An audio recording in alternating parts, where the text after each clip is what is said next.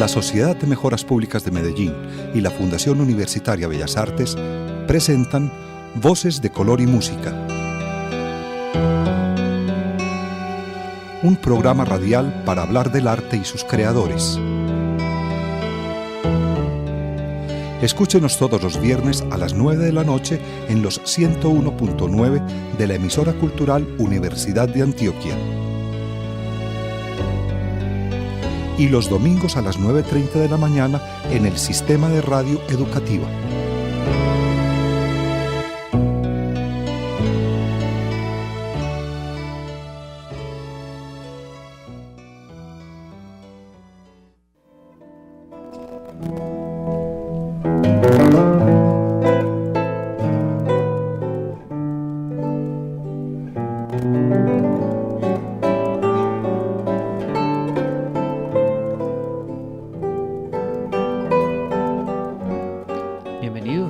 Voces de Color y Música, del programa radial de la Sociedad de Mejoras Públicas de Medellín y la Fundación Universitaria Bellas Artes.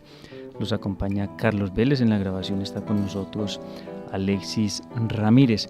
Hemos invitado hoy a Pablo Santamaría Alzate, gran colaborador de este programa radial, antropólogo de la Universidad de Antioquia, quien actualmente realiza estudios de doctorado en estudios de cultura contemporánea en Brasil, en el estado de Mato Grosso.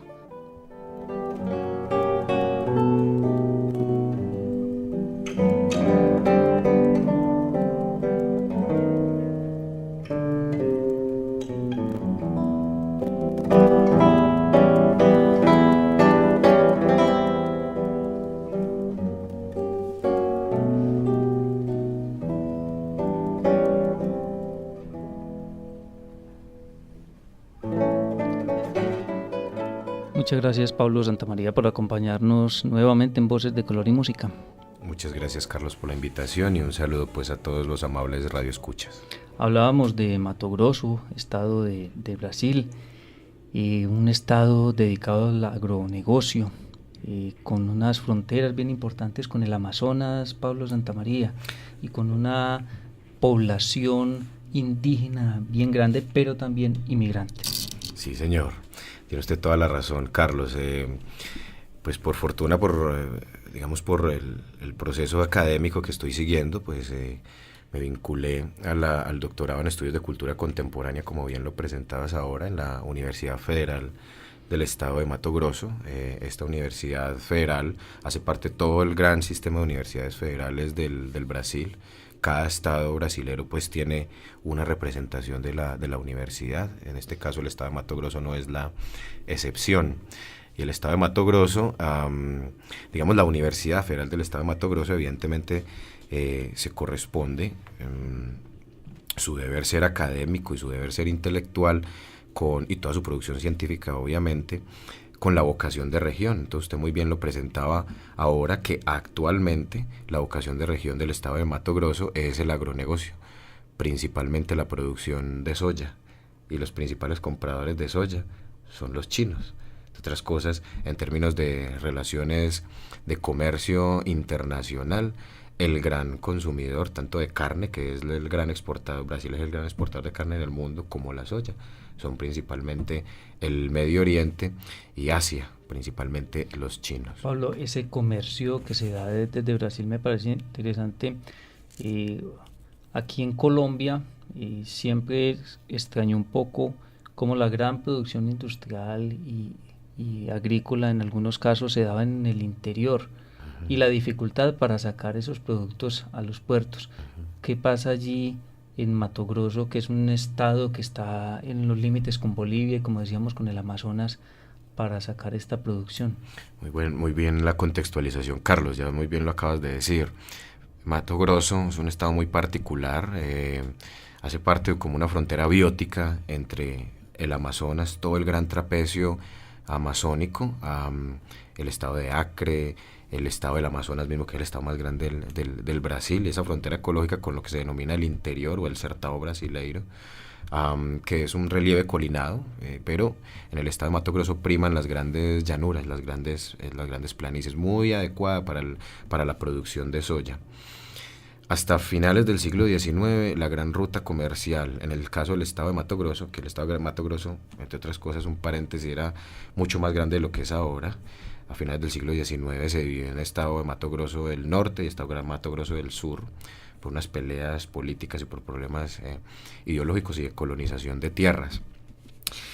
Y la ruta de comunicación, tanto para el estado de Mato Grosso del sur como el estado de Mato Grosso del norte, fueron los ríos, principalmente dos ríos, el río Cochipó y el río Cuiabá, que son por meandros del trapecio amazónico, se comunican con el río Madera en el estado de Acre hacia el norte, y más hacia el norte con el gran río Amazonas. Entonces sí, había como una ruta, digamos, relativamente fluida, donde se permitía sacar como cierta producción. Eso implicó, como usted muy bien lo decía en la presentación, un flujo de migrantes interesante, tanto que entraban por vía fluvial desde norte hasta sur, hasta el estado del Amazonas de Mato Grosso del norte, como también toda esa población migrante europea que llegó principalmente a Río de Janeiro, a Sao Paulo, y que empezó a subirse hacia el interior por Minas Gerais, mineros principalmente, italianos y alemanes, que empezaron también buscando fortuna más hacia el interior. En este caso llegaron al estado de Mato Grosso buscando oro, hasta mediados del siglo, finales del siglo XIX, finales del siglo XIX, más o menos 1880, 1890, el estado de Mato Grosso, todo en su conjunto, como lo decíamos ahorita, era una gran mina de oro. Eso a principios del siglo XX se acabó, y digamos que hubo como una pequeña decadencia ahí en el estado de Mato Grosso, y precisamente por esas peleas internas que se dieron fue que se dividió en el estado de Mato Grosso del sur y el estado de Mato Grosso, que denominaba en esa época del norte, pero ahora se denomina simplemente estado de Mato Grosso. Ahora, en términos, digamos, económicos sucedía eso: migraciones, producción de oro, después producción de, ahora actualmente, más o menos desde la década del 60-70, del agronegocio, hace más o menos 10 años, desde hace 10 años para acá, es el monocultivo de la soya. 10 años para atrás fue la palma, por ejemplo, ¿cierto? Intentando explorar también a través de procesos investigativos. Eso sí, fue líder la Universidad Federal del Estado de Mato Grosso, investigación con biodiesel a través de la palma, ¿cierto? La palma africana, si no estoy mal. Bien, entonces en ese sentido, digamos, coreográficamente, la población del estado de Mato Grosso y principalmente la capital, que es Cuiabá, como lo mencionaba usted ahora, es mixta. Usted encuentra ya descendientes de alemanes, descendientes de italianos, una gran presencia de comunidades indígenas del estado, que tiene casi que por metro cuadrado, como le contaba ahora, la mayor presencia indígena en todo el Brasil y casi que en todo el mundo. Comunidades indígenas diversas. Esa es una particularidad, porque bueno, en los países latinoamericanos, yo diría que inmigrantes pues hay en todos, y la colonización, así fue como nos formamos o se conformó. Mestizos. Exactamente. Pero me parece muy particular lo que usted menciona de la gran cantidad de indígenas en este lugar, en Mato Grosso, y precisamente en esta ciudad, porque no es lo normal, digamos, en Colombia. En Colombia lo que encontramos son unos indígenas arrinconados. Sí, tiene usted toda la razón, Carlos. Yo pensaría que existen varias razones para pensar esa quizás fortaleza que tienen las comunidades indígenas en tanto presencia activa dentro de sus parámetros culturales, ¿cierto? Porque aquí también existen comunidades indígenas, pero ya van generando un tránsito de aculturación y endoculturación que los va relacionando con las comunidades campesinas, el caso colombiano. Pero el caso del Brasil es mucho más particular, y yo siento que obviamente fue por toda su tradición de colonización tanto portuguesa como en algunos momentos también española, porque existían unas fronteras ahí, Uruguay, Paraguay, Bolivia mismo, donde existieron como unas confrontaciones entre el modo de colonización español y el modo de colonización portugués, que fueron muy distintos. En el caso de los portugueses, digamos que esa colonización se daba principalmente por la labor misionera de los jesuitas, que entre otras cosas en el estado de Mato Grosso tuvo una presencia muy importante. Una misión muy famosa en la historia del Brasil se llama la misión de Chiquitos, ¿cierto? La misión de Chiquitos fue con una comunidad indígena que se denominaba chiquitanos, que estaban en la frontera entre Bolivia y Brasil. Eso generó una disputa muy tensa. la manera en que operaban los jesuitas, que en su momento se consideró pues como muy revolucionarios, fueron los primeros que intentaron contemplar incluso el concepto de salario para la mano de obra indígena. Entonces, en ese sentido, más que llegar a explotarlos y a censurarlos y a censurar sus prácticas culturales, digamos que, guardando las proporciones, ellos fueron un poquito más, los jesuitas fueron un poquito más condescendientes con las prácticas indígenas, valorizando un poco pues como sus prácticas ancestrales, no en el caso de la religión, evidentemente, porque ellos tenían que cumplir una labor misionera. Entonces yo siento que eso permitió cierta pervivencia de las comunidades indígenas que tuvieron contacto. También hay que entender otra segunda variable, otro segundo factor, que es el factor ecológico, espacial.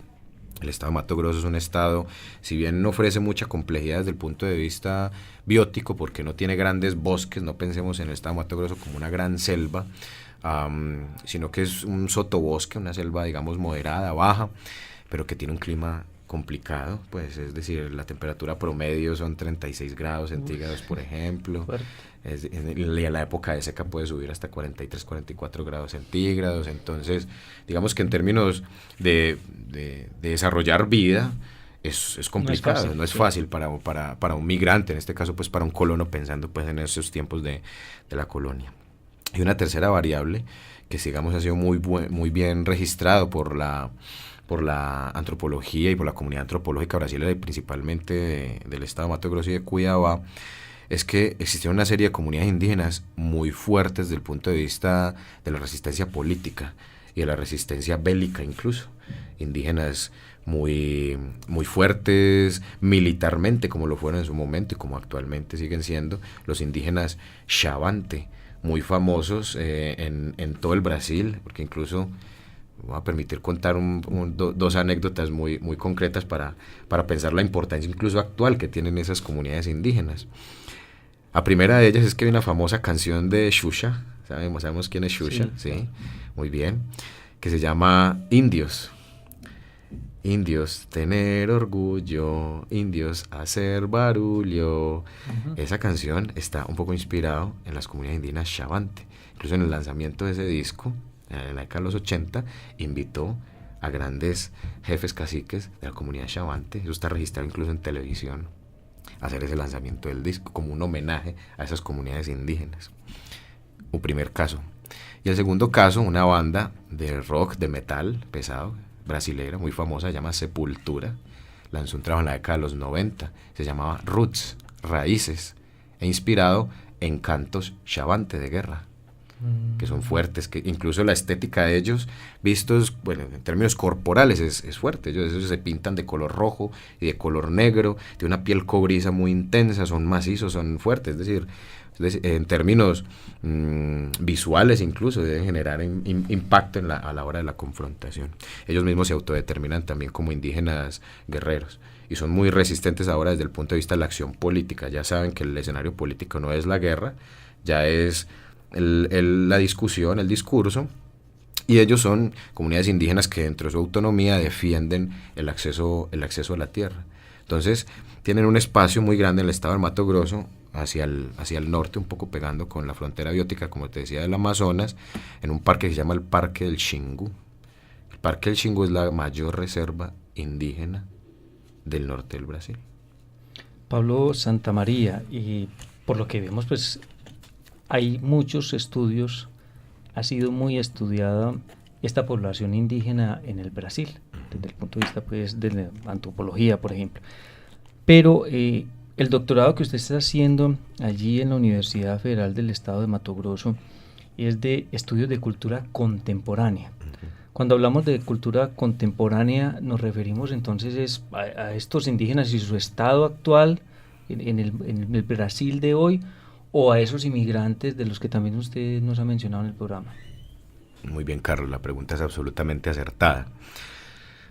Si me atrevería a dar una opinión absolutamente ligera de lo que podría uno entender como la gran complejidad coreográfica, cultural, etnográfica de lo que es Brasil, yo lo definiría como sincrético, como híbrido.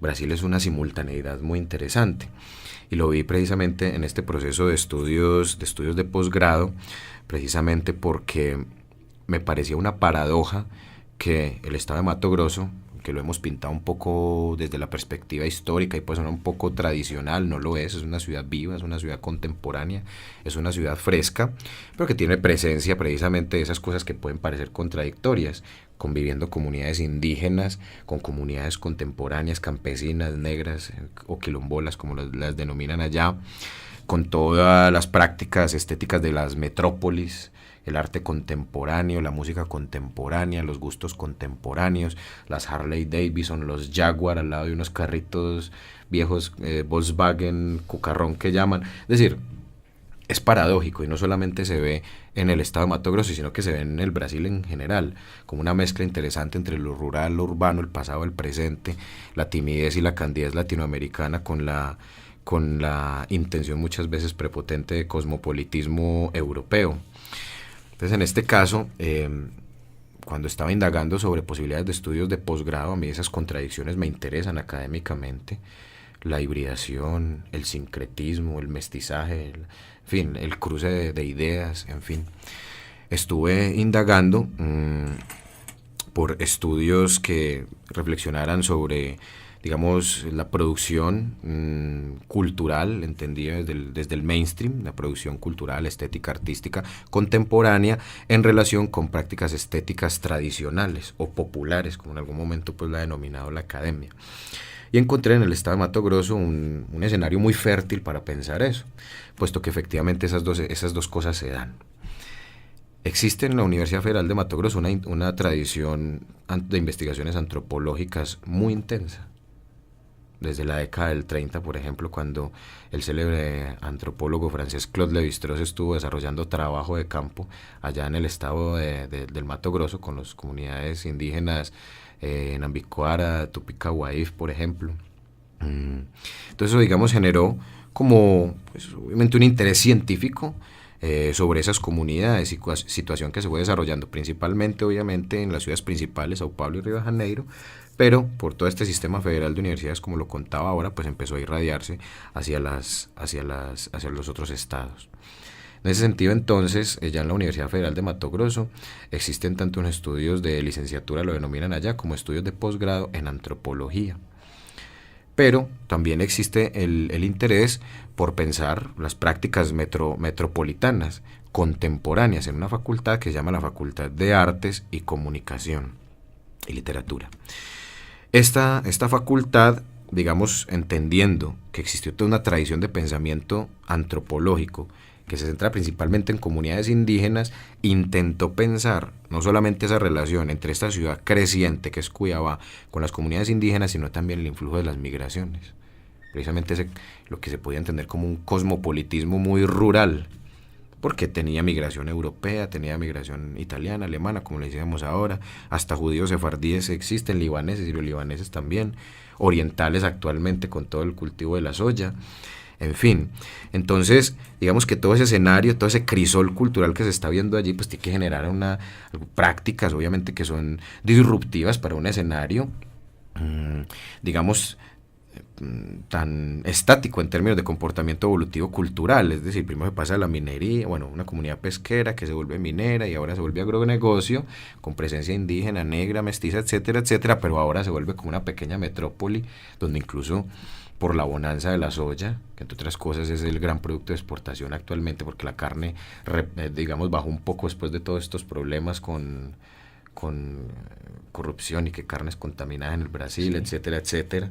Entonces la soya repuntó como el gran producto de exportación del Brasil. Entonces ha generado una bonanza económica en Cuiabá, particularmente, bueno, en el estado de Mato Grosso en general, pero particularmente en su capital. Y esa bonanza económica no solamente se ve que el hecho de que la gente compre carros y tenga propiedades, sino que también tenga deseos de otros tipos de consumos culturales. Casi que cualificar su consumo cultural y su consumo de entretenimiento. Generalmente eso redunda en la construcción de más moles comerciales o centros comerciales, pero también se ha visto, digamos, una gran eclosión, una gran inversión también en producción, sobre todo en teatro, en artes plásticas y en música desde una perspectiva más contemporánea. Entonces, ya no solamente es invitar al grupo de samba de Sao Paulo, de Río, etcétera, etcétera, sino llevar artistas internacionales, como en algún momento lo hizo la Medellín de finales del siglo XIX y principios del siglo XX con la intención de modernizarse. O sea, es decir, estamos viendo allá en Cuiabá, uno lo puede mirar analógicamente con la ciudad de Medellín, un proceso de modernización en el sentido, digamos, del concepto europeo de moderno, es decir, de actualizarse infraestructuralmente, de cierta bonanza económica, de ciertos consumos culturales, de cierta elitización. A la manera de... Exactamente. Sí. Y a la manera es muy acertado que usted lo diga, porque también la prefeitura, que es lo que se denomina aquí, alcaldía, está generando recuperaciones de espacio público bajo perfiles estéticos de generación de parques, etcétera, etcétera, bajo el perfil estético muy europeo, ¿cierto? De una lagunita en la mitad, con una casetica, así como lo habíamos visto en el Bosque de la Independencia a finales del siglo XIX. Sí, sí. Pablo Santamaría, nuestro invitado al programa radial Voces de Color y Música. No tenemos más tiempo, Pablo, para seguir conversando, pero bueno, Pablo se va nuevamente para el Brasil en estos días, más o menos en 6-8 meses está nuevamente por aquí. Regresando, sí. Y espero, Pablo, entonces que podamos seguir conversando sobre ese tema y sobre resultados entonces de este trabajo de investigación que está haciendo usted allí en Brasil. Que no lo conversamos casi, pero estuvo muy bien. Pero ya hicimos la introducción. Pablo, muchas gracias por estar con nosotros en Voces de Color y Música y espero entonces que nos pueda acompañar cuando regrese de nuevo a Medellín. Muchas gracias, Carlos, por la invitación. También muchas gracias a toda la amable Radio Escucha por estar pendientes pues de nuestro programa Voces de Color y Música y por supuesto atento a las nuevas invitaciones que puedan surgir, a las nuevas cooperaciones que puedan existir con este programa, Carlos.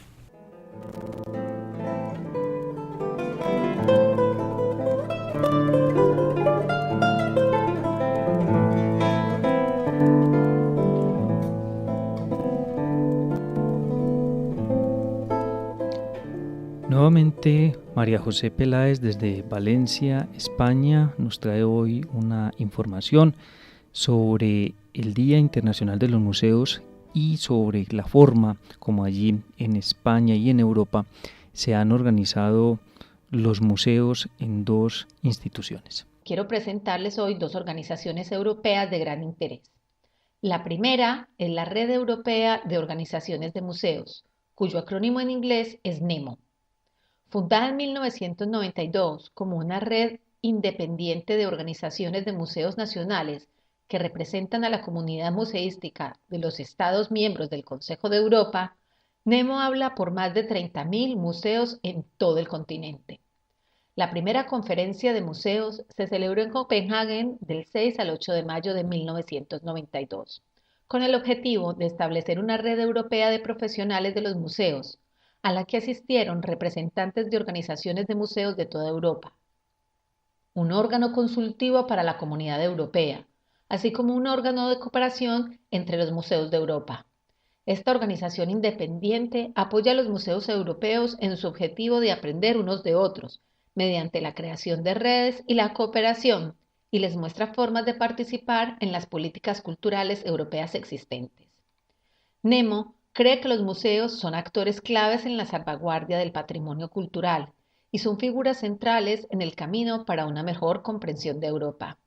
Entre los objetivos de NEMO están internacionalizar, profesionalizar y reforzar las capacidades del sector de los museos.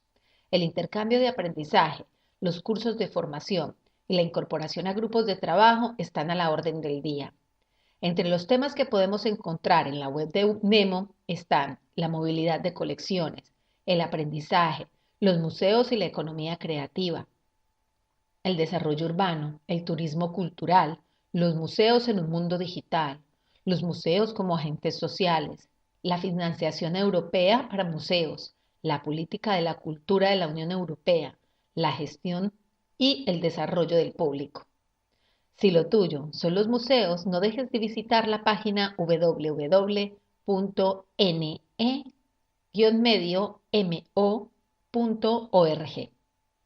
La segunda iniciativa es el Grupo Europeo de Estadísticas de Museos. En sus siglas EGMUS se encarga de la recopilación, la comparación y el análisis de datos y estadísticas de museos europeos. Si lo tuyo son las estadísticas, podrás encontrar una gran base de datos con información sobre los museos de Europa. Visita la página www.egmus.eu.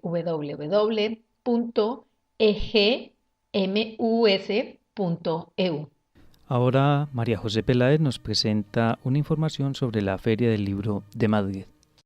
Desde 1933 se viene llevando a cabo en Madrid, la capital de España, la ya famosa e internacional Feria del Libro. En aquel entonces, la feria estaba enmarcada durante las actividades de la llamada Semana Cervantina. En 1934, como dice la reseña histórica, la feria llevó el apellido de Nacional e Hispanoamericana y decía ofrecer el panorama más completo de la producción editorial en español. Este año, 2017, y como en ediciones anteriores, asisten y participan los más destacados libreros, editores, distribuidores y autores que enriquecen el mundo de la cultura. En la feria, en su edición número 76, podremos disfrutar de un gran número de actividades relacionadas con la literatura, el cine y la música. Los visitantes, a ritmo de saudade o melancolía, podrán disfrutar de Caminos de la literatura portuguesa. Es por tanto Portugal el país protagonista de este evento. Más de 25 invitados, entre ellos personajes de la talla del prestigioso ensayista y filósofo portugués Eduardo Lourenço, el poeta Nuno Judice, Premio Reina Sofía de Poesía Iberoamericana, Ana Luisa Amaral, el escritor Antonio Lobo Antunes y la cantante Lula Pena, entre otros. Por supuesto que habrán charlas sobre las obras del poeta y pensador Fernando Pessoa y del escritor José Saramago, incluso una lectura dramatizada de su obra La Balsa de Piedra. Asimismo, se hablará de la vanguardia portuguesa. Para terminar, quisiera comentar alguna curiosidad sobre el cartel diseñado como imagen para la feria. En palabras del director Manuel Gil, esta es la segunda vez que el cartel se encarga a una mujer. La primera fue en 2006, en la edición número 65, a la artista Ana Juan. En esta edición, el cartel ha sido diseñado por Ena Cardenal de la Nuez y, según el director, es sencillo en su complejidad, alejado de las formas geométricas habituales de la diseñadora. El cartel refleja una visión popular y festiva de la feria, un profundo y sentido homenaje a Madrid y a los madrileños, a través de la figura de un gato y del uso del color. La feria estará abierta al público desde el 26 de mayo hasta el 11 de junio. Si quieren conocer más, no dejen de visitar la página web de este evento, www.ferialibromadrid.com. Muchas gracias a María José Peláez por esta contribución que nos hace desde Valencia, España. Agradecemos también a Alexis Ramírez por estar con nosotros en la grabación del programa radial Voces de Color y Música.